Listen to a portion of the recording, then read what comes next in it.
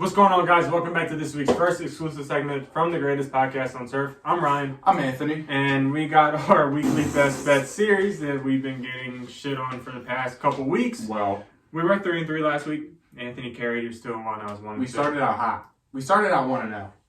Yeah. Then after Saturday, we were 2-1. Yeah. I started out 1-0 and ended up 1-2. And I started out 1-1 and ended up 2-1.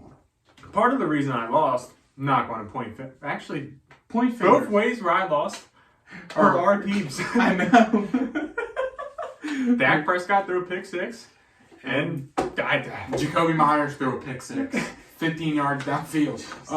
We're back. We're 49-39 since week 2. So over the past 14 weeks, 49-39. We're 10 games up. We're keeping our 10-game streak over Vegas alive. We're still up money. Don't forget to like the video. Subscribe to the channel if you're new. Check out yesterday's Fantasy Football Championship / first round of playoffs. Start 'em, sit 'em. Be sure to cash your best bets. Follow us on Instagram, TikTok. As always, check out our sponsor, My Family's Business, Little Italy Pizza Shop. And first best bet of the week. Who do you got? I don't feel like doing this anymore. God damn. I went with the Bears +9 at home versus the Bills. I wanted to take the Bears last week against Philly, and it ended up working, but I didn't end up taking them. I didn't take them on my best bets, but I took them, I was laying down Saturday, and I was like, huh. We're back, and I'm taking them. The Bears are +9 at home versus the Bills. I know the Bills are much better, and I understand that wholeheartedly. However, the Bills play the Bengals next week. So some argue it's a trap week. I am one that believes in trap weeks, considering Dallas has lost to the damn Jaguars. Give them the respect. And the Eagles struggled against Chicago. Yep. And Chicago ended up covering the 8-point spread. Yeah, it was 8 points. So the Bears +9 at home versus the Bills. The Bills are good with weather. I understand that. But still, weather impacts offenses. And I think this is going to be one of the low-scoring games. Josh Allen's going to do enough to get the team to win. Justin Fields is going to do enough to keep them in the game. 9 points is a lot in professional football. So give me the Bears +9 at home versus the Bills. I'm not taking them to upset. I'm taking them to cover. Yeah, currently it's Tuesday, December 20th at 1:40 p.m. These lines are subject to change, but despite the change, we are still rocking with these guys. Unless, in your case, the Bears spread somehow goes down. Yeah, I like the 9. Be smart. You guys get the memo. My first bet of the week. Tonight's game, when you guys are seeing this, 2 nights from now. I like the Jags over the Jets in New York. I like it in a pick 'em. Yeah, it's going to be cold. Right now, it's literally just pick who you think wins. -110 both sides. I'm rocking with my Jags. They're hot. They got a shot at the playoffs. Trevor's him. It's going to be a cold one probably, Thursday night. It's going to be a low score. Jags are good enough to get it done, though. Trevor Lawrence is better than Zach Wilson. The Jags have the better quarterback. The better offense. Jets may have the better defense, but I think the Jags and Trevor are still going to be able to get it done. I like the Jags as one and just a straight pick 'em. Whether the Jags end up being 1-point favorites, 1-point dogs, I'm still rocking with them. I like the Jags in this one over the Jets. The Jets aren't really playing for anything at this point. They know they need a quarterback. They know that they don't really have a shot at playoffs anymore. Jags are a game behind the Titans for the division, fighting for a playoff spot. Trevor's been playing out of his mind since their bye week. I think the Jags' hot streak's going to continue traveling up north to the Jets on Thursday night, and I think they're going to win. So give me the Jags and a straight pick 'em over the Jets. My next best bet I hate. I hate my last one, too. I really hate this one. I'm about to find another one. But it is the Falcons +7.5 God. in Baltimore. I didn't hate it. I Baltimore mean, don't score 7 points ever. I'm looking at it like this. The Ravens haven't really been able to score much on offense. Correct. With Tyler Huntley at quarterback. They finally established a run game. J.K. Dobbins has gone for over 100 in the past 2 games. He's been healthy, yes. They can't throw the ball. Mark Andrews has been non-existent. Lamar's still banged up. John Harbaugh will not commit to Lamar Jackson returning this week. So we don't really know there. If Lamar plays, this obviously changes, and I probably will not be taking this bet, obviously. But despite Desmond Ritter's struggle in the passing game last week, I think that the Falcons have proved that with Mariota even at quarterback, they can still hang in these games. The Falcons, they hung in there with the Saints last week. They only lost by 3.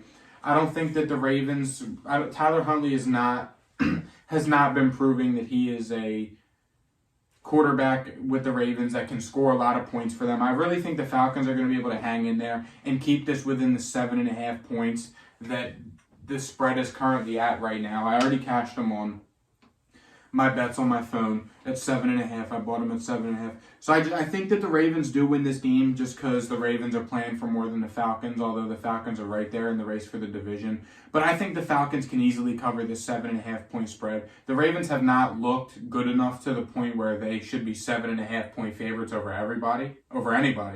Because as Ryan said when I said it, the Ravens haven't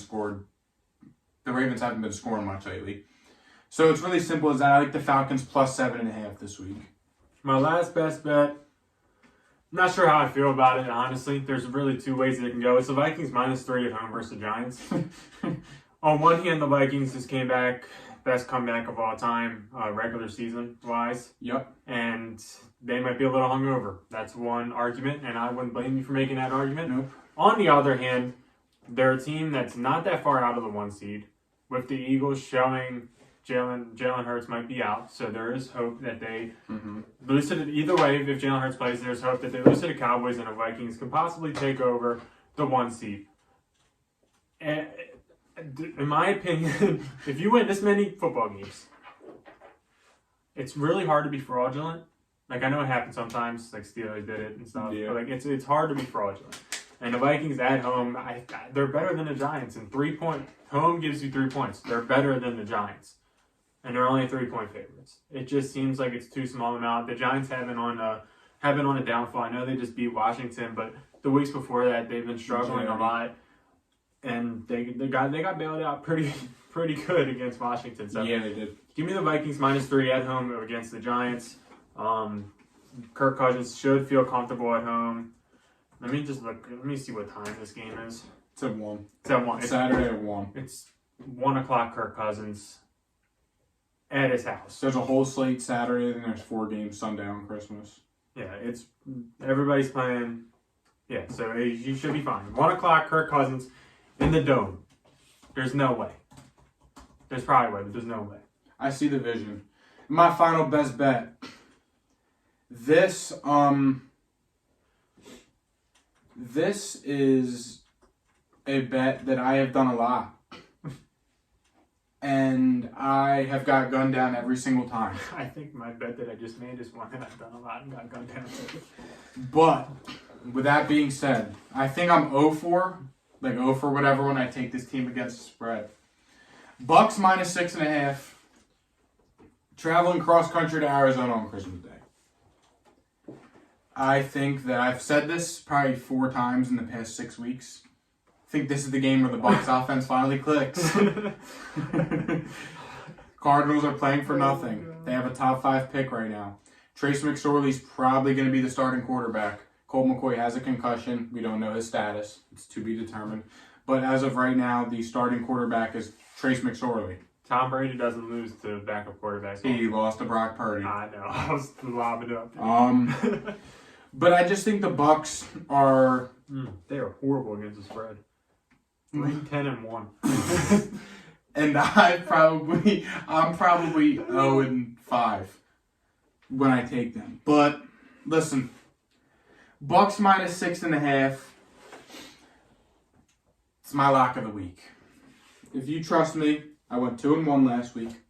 If you trust me, I know the numbers aren't in my favor, but Bucks got to win at some point. They've lost 2 in a row, embarrassingly so. Giving up like 70 points in the past 2 games. Offense has not been efficient. Defense has been hanging in there. But I promise you right now, I said it, I probably sound like a broken record. Trace McSorley or Colt McCoy ain't beating Tom Brady. Fair. Another one I kind of like, not to cut you off, I don't know if you were still going.